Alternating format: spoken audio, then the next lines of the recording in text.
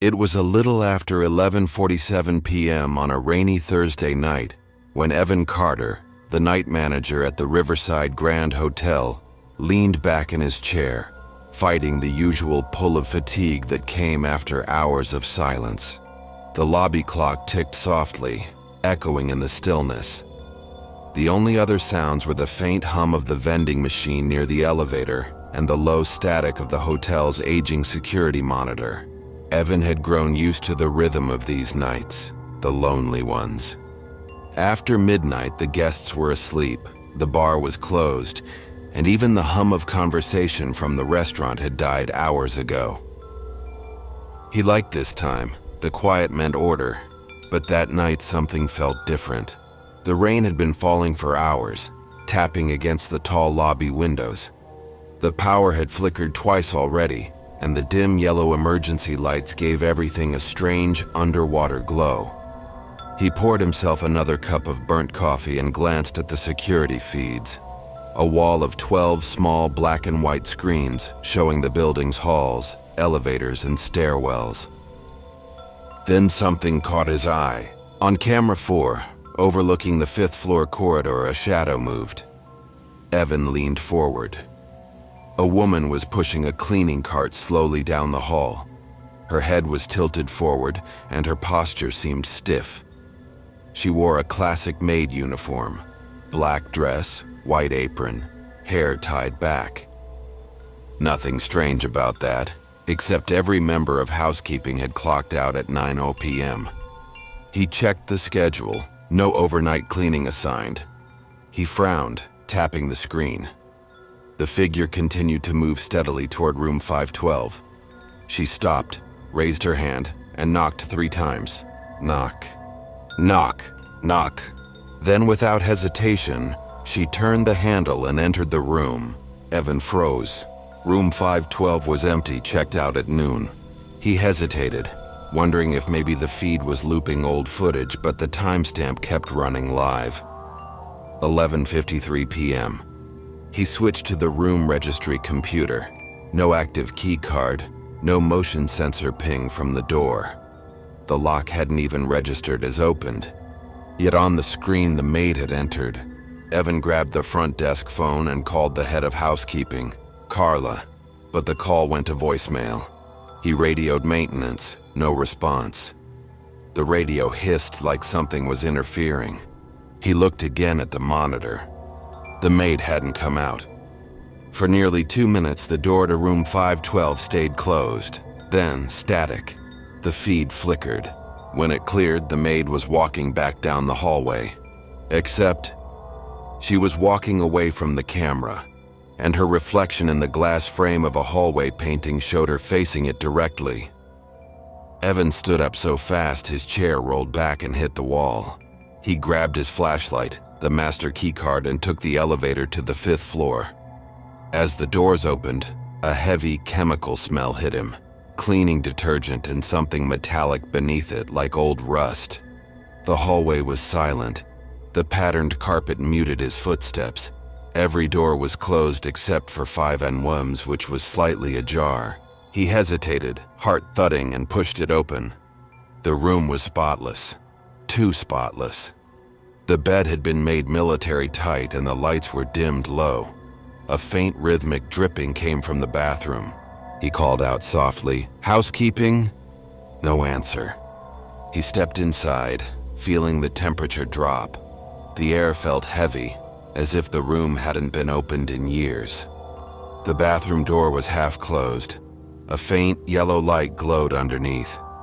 Evan nudged it open with the tip of his flashlight. The bathroom was empty, but every inch of the mirror was fogged even though the air was cold. And as he wiped it with his sleeve, he saw it. Faint letters drawn with a fingertip. Still cleaning.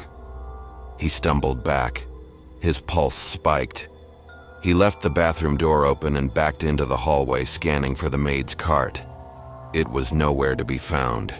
He rushed back to the elevator, slammed the button, and didn't breathe until the doors closed.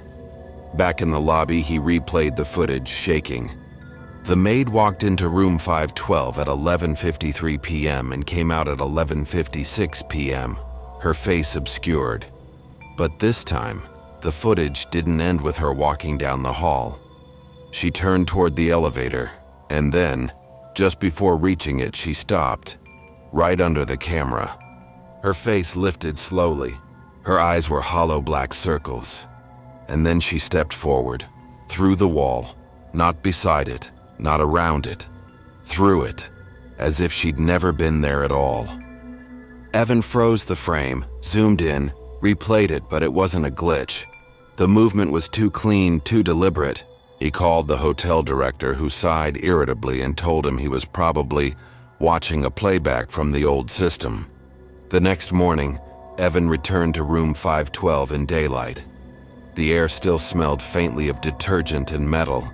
He noticed something under the bed, a small metal tag, tarnished and old. He turned it over. It was an employee badge. Maria Alvarez, housekeeping. The issue? Maria Alvarez had been dead for 14 years. She died in that very room, room 512, after being trapped inside during a boiler fire. The room had been renovated multiple times since then, but guests still complained. Doors locking themselves, showers turning on at 12:03 a.m., and every so often, a faint knock, followed by a whisper. Housekeeping. Evan quit his job a week later, but when the next manager took over, they reviewed the night footage from his last shift. Every night at 11:53 p.m., a maid appeared at the end of the 5th floor hall. She pushed a cart. She walked toward room 512. And when she reached it, she turned and stared directly into the camera. Just before she vanished, her lips moved. If you slowed the footage enough, you could read what she said. Checkout's over.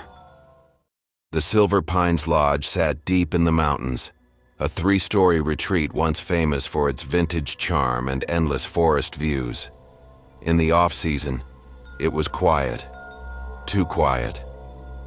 Only 3 rooms were occupied the week Nora, the night receptionist, began her shift there. She was used to the solitude. The long wooden corridors, the creaking floors, and the ticking of the ancient wall clock had become part of her nightly soundtrack. It was the kind of place where the silence itself felt alive. That Friday night started like any other. Rain fell steadily outside. The fire crackled faintly in the lobby, and Nora sat behind the counter, half reading a paperback novel. The guest book lay open beside her, a relic the owner insisted they keep despite the computer system. Every guest still had to sign their name by hand. At 11:42 p.m., the front door chimed. A man stepped in from the rain, tall, middle-aged, wearing a long coat and a fedora pulled low. He didn't speak at first, just looked around, dripping water onto the rug. Rough night, Nora said with a polite smile. He nodded once, then placed a damp wallet on the counter. Room for 1, just tonight. His voice was soft, low, deliberate. She checked the computer. Plenty of vacancies. Of course, sir. Name? He paused, then said, Mr. Delaney. As she filled out the form, he leaned on the counter, staring past her at the fireplace. Quiet place, he muttered. Most nights, she replied. He took the pen and signed his name into the guest book in elegant handwriting, E. Delaney. She handed him the key to room 306. He gave a polite nod, picked up his small leather case and walked upstairs without another word. Nora thought nothing of it. Travelers came and went all the time. But when she went to close out the day's ledger an hour later, something strange caught her eye. There was already a Mr. Delaney listed in the guest book. From 1954. The handwriting was identical. She blinked, confused. Maybe it was a coincidence. Maybe he was a descendant. A family tradition, even. She flipped back through the older pages out of curiosity, only to find the same name appearing again every few years. always written in the same graceful cursive. Her stomach tightened. She decided to check the room log on the computer. Room 306 showed no activity. The last registered check-in was 3 days ago. No new keycard had been encoded, and the lock hadn't been used in over 72 hours. Yet she just handed him a key. Nora stood, unease creeping into her chest, and picked up the master key. She hesitated, then climbed the narrow staircase to the 3rd floor. The corridor stretched long and silent, lined with antique sconces that flickered with dim orange light. She could hear the rain hammering the roof above. At the far end, room 306, she knocked gently. "Mr. Delaney, sir?" No answer. She turned the knob and stepped inside. The air was freezing, colder than the hallway. The bed was untouched, the suitcase nowhere to be seen. The curtains were open, rain streaming down the window pane. But there was something on the table, an old leather wallet, identical to the one he'd placed on the counter earlier. Inside there was a faded driver's license, the name Edward Delaney. Date of birth 1908. Date of death 1954. Nora stumbled back, pulse pounding in her ears. She looked toward the mirror by the dresser. For a second she thought she saw a movement behind her, but when she turned, no one was there. Then she noticed the guest book on the desk. Not the one from the lobby, another one, smaller, older, with yellowed pages. It was open to a list of names written in faded ink. The most recent entry read, Nora Clark, 2025. Her blood ran cold. The pen was still resting on the page, wet ink glistening at the tip. Something moved in the hallway, slow, deliberate footsteps. She called out, "Hello?" A soft knock answered from the other side of the door. "Housekeeping," said a familiar low voice. Nora's breath caught. The tone, that voice, it was Mr. Delaney's. She backed away slowly as the doorknob began to turn, rattling, twisting harder and harder until it suddenly stopped. The light above flickered violently. Then the room fell completely silent. Nora reached for her phone, but the screen was dead. She grabbed the key and bolted for the door. The hallway was empty. But when she reached the staircase, she froze. On the wall, carved faintly into the wood, were letters scratched by hand. "Always check in." And beneath it, barely visible, a line that hadn't been there before. "But never check out." The next morning, the lodge owner arrived for his shift. The front door was locked from the inside. The guest book lay open on the counter. The last entry was in Nora's handwriting, right under E. Delaney. The Westbridge Hotel was built in 1928, one of those grand old buildings that still carried the bones of its past. Its marble floors were cracked from time. Its elevators groaned like they were tired of moving, and the wallpaper on the upper floors had long lost its color. Clara Jenkins, a night security officer, had worked there for 2 years. Her shift began at midnight, the quiet hours when the guests slept and the hotel seemed to breathe differently. She'd often joked that the place felt more alive after everyone left the lobby. That night began like any other. The storm outside had been raging for hours, and the security cameras flickered occasionally from the thunder.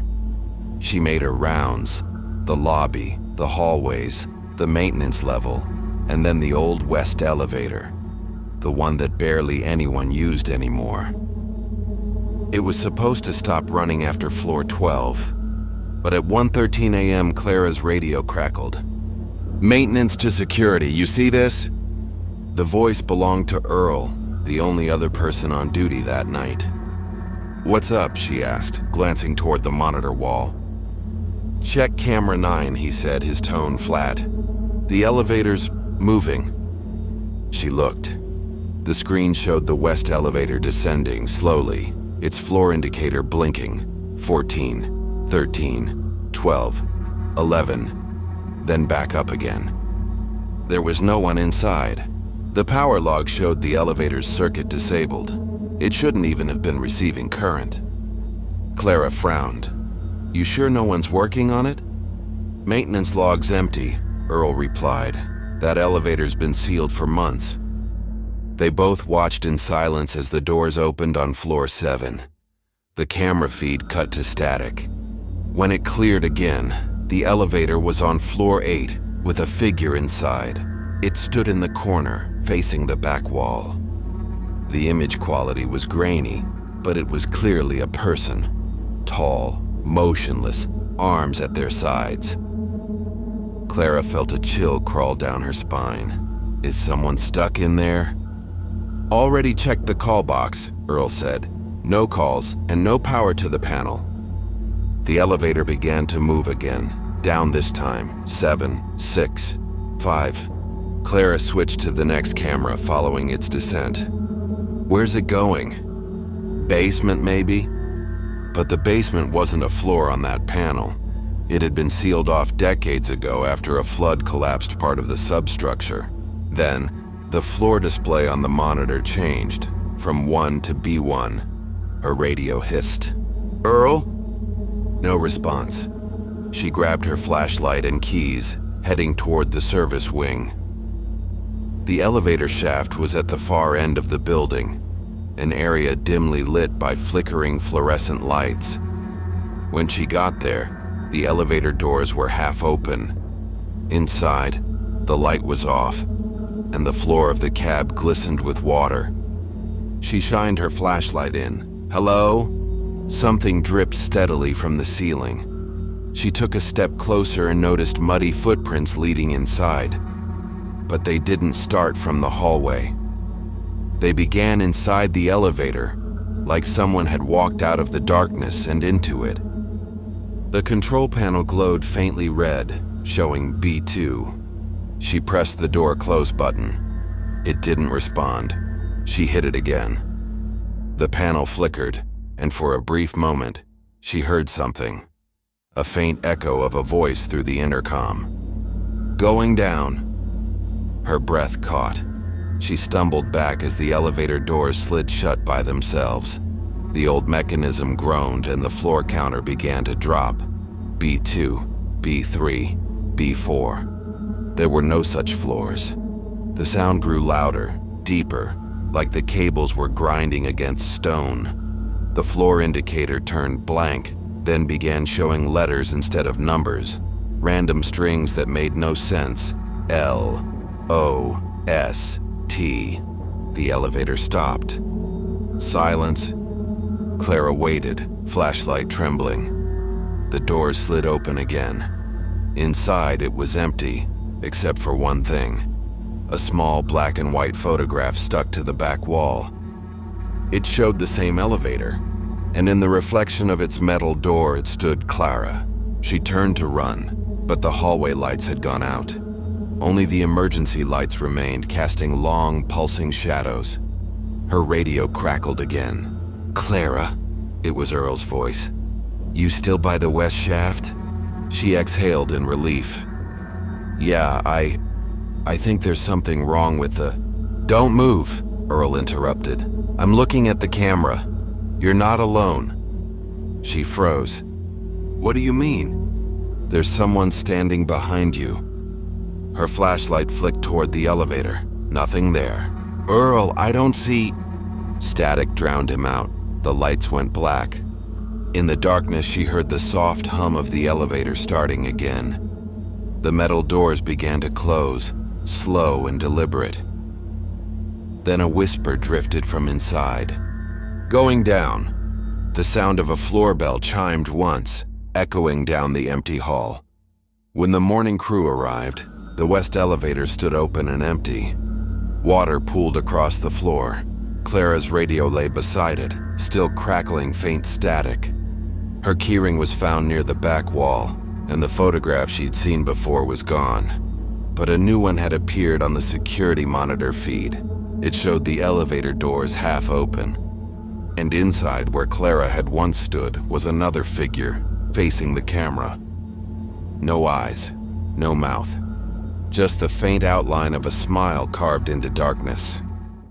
Hotels are strange places when you think about it. Rooms filled with the traces of thousands of lives, people coming and going, stories starting and ending behind the same four walls. At the Amberlight Inn, a small fading business hotel in Chicago, the staff had learned one unspoken rule: never open room 409. No one remembered exactly when it started, maybe around 2002, after a long-term guest vanished without notice. But every housekeeper, every manager, every night clerk knew the rule. The door stayed locked, the sign stayed up, and the "Do Not Disturb" tag had hung there for so long it had faded to pale gray. When Daniel Rios, the new night manager, took over the position in 2020, he assumed it was just a staff myth, an inside joke to haze newcomers. That was until the first night he tried to take it down. It was a quiet Tuesday. The rain outside had turned into snow, soft and soundless. Only 3 rooms were occupied. Daniel was doing his usual checks before midnight, verifying locks, counting keys, updating the system logs. When he reached room 409, the system dashboard still showed it as occupied. No check-in record, no payments, just a line that read, "Do Not Disturb," since 2005. He frowned. "That's impossible," he muttered. "The record should have purged years ago." He went upstairs to check the door himself. The 4th floor hallway was dim, its carpet worn thin in the middle.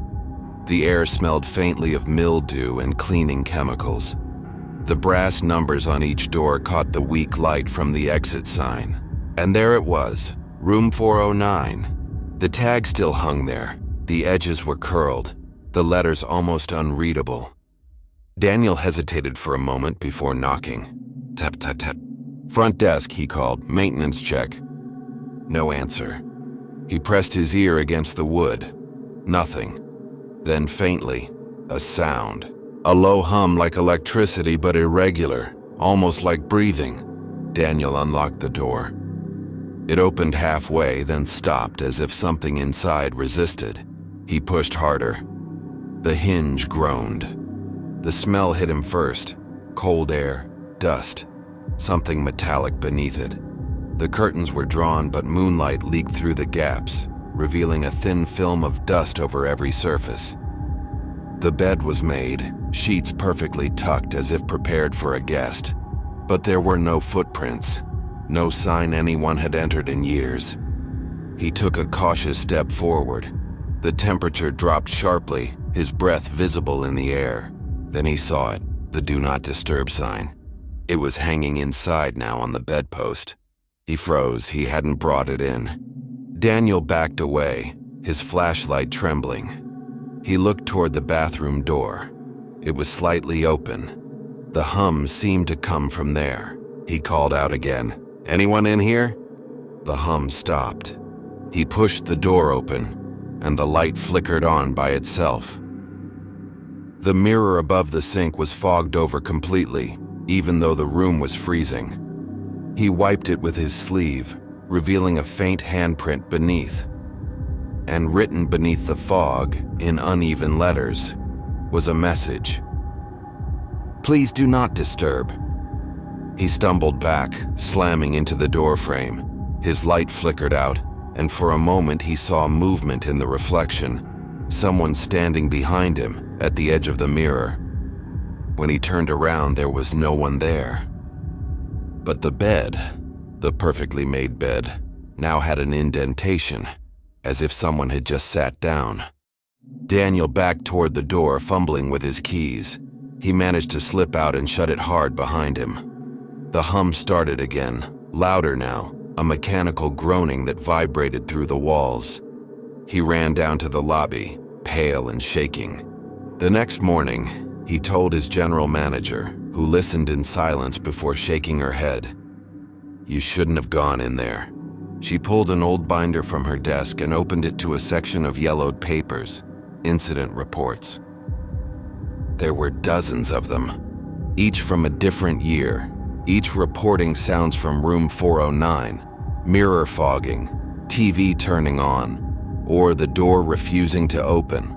One report dated March 2005 caught his eye.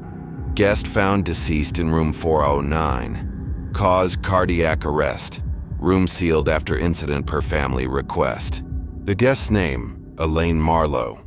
Beneath that line, written in pen, was an additional note. She was found sitting upright on the bed. Mirror was fogged. Message written in condensation. Please do not disturb. Daniel didn't sleep that night. When he returned for his next shift, the housekeeping chart had changed. Room 409's status now read, vacant, ready for use. He stared at the screen. Who changed that? No one answered. He went upstairs again, slowly, half expecting to find the sign gone. But it was back, hanging neatly from the knob. Brand new, bright red. And beneath it, taped to the door, was a note written in looping cursive. Thank you for keeping the noise down. The system log that night showed something else.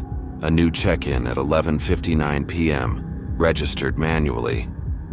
Guest name Elaine Marlowe.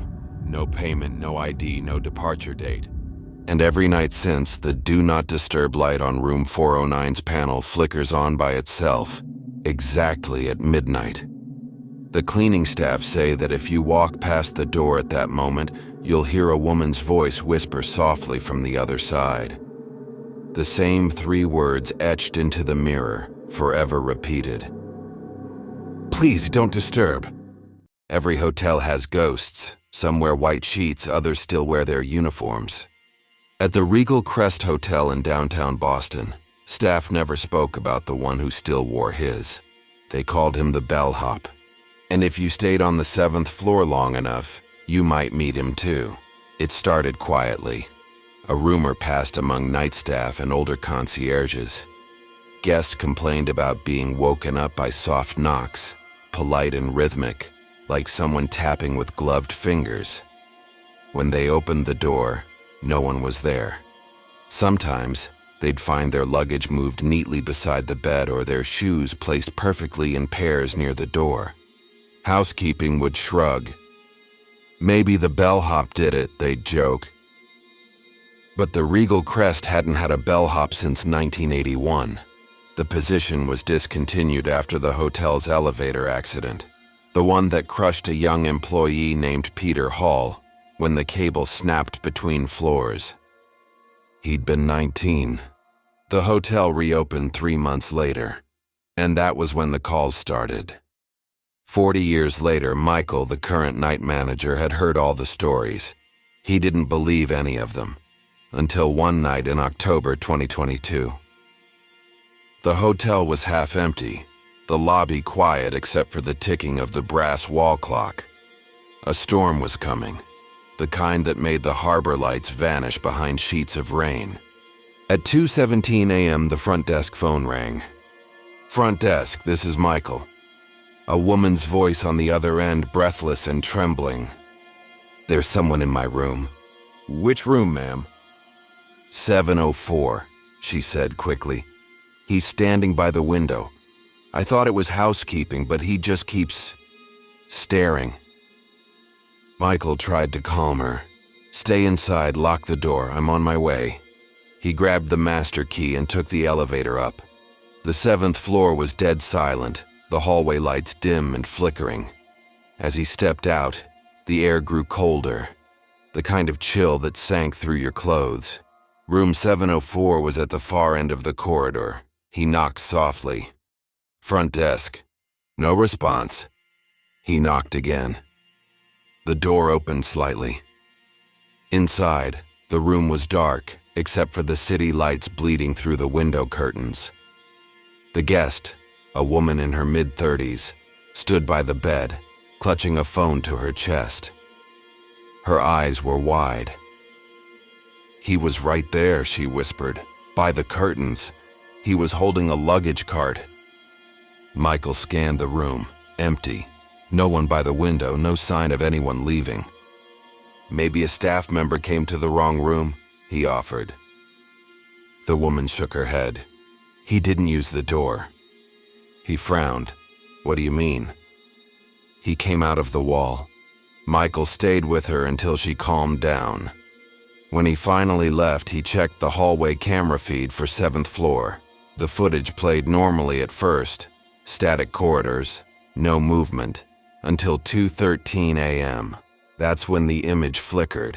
A figure in an old-fashioned bellhop uniform stepped out from the wall beside room 704, head slightly bowed, posture rigid.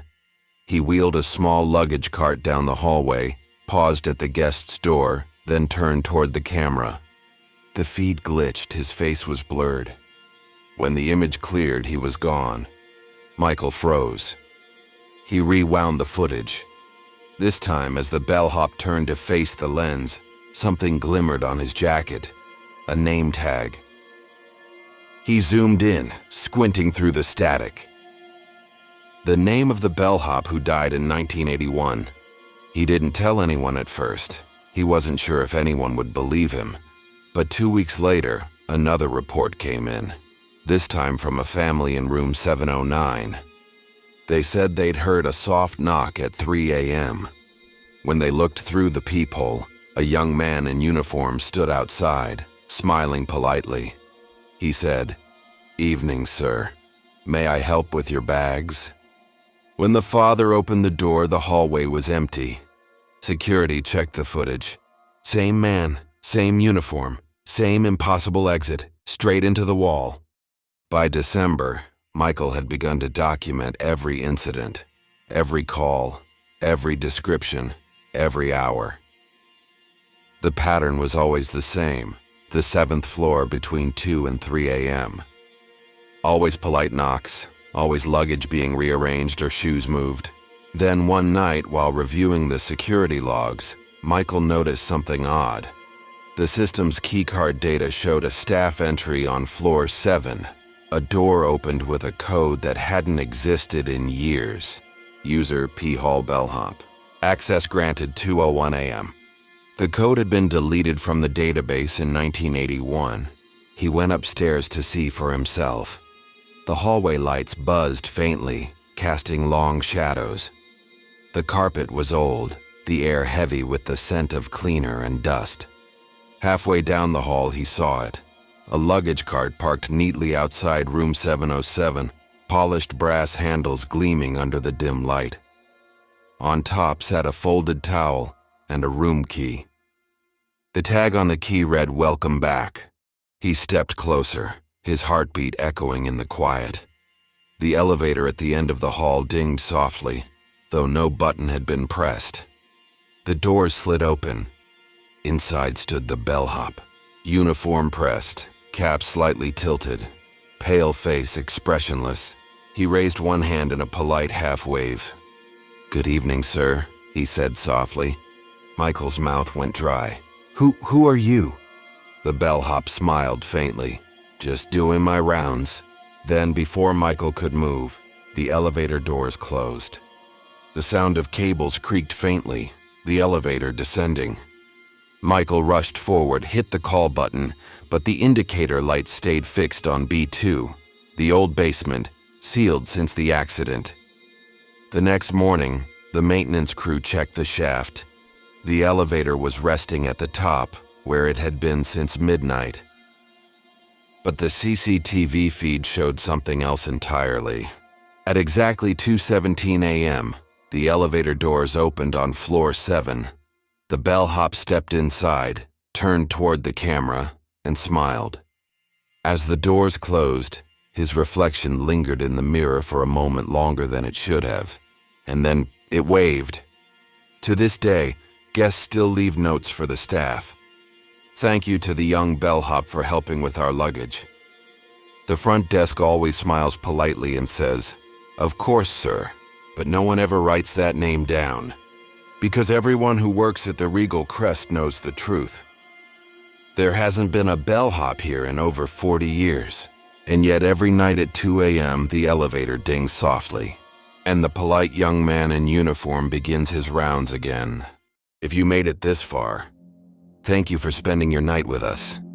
If these stories gave you chills, there's plenty more waiting. Don't forget to subscribe to NightFear Stories for new terrifying tales every single night. Sleep well, if you can.